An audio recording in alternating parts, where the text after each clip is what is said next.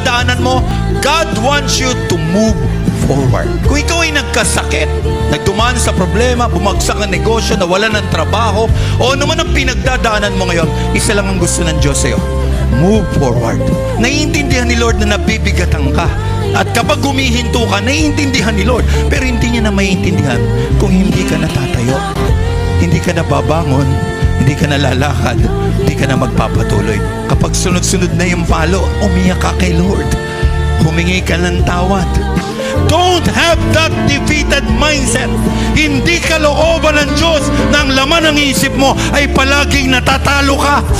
Ang kalooban ng Diyos, anak ka niya at mananalo ka at pagpapalain ka ng Diyos at may inihanda siyang mabuti para sa iyo. You are not born defeated. You are born a winner. Hindi ka pinanganak para matalo. Pinanganak ka para magtagumpay sa harapan ng ating Panginoon. No! We are more than conquerors through Him. Lakas! Jesus Christ who loves us. Maraming bigat na dala-dala tayo.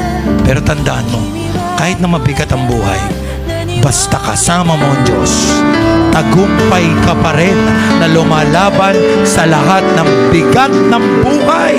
Can I hear amen?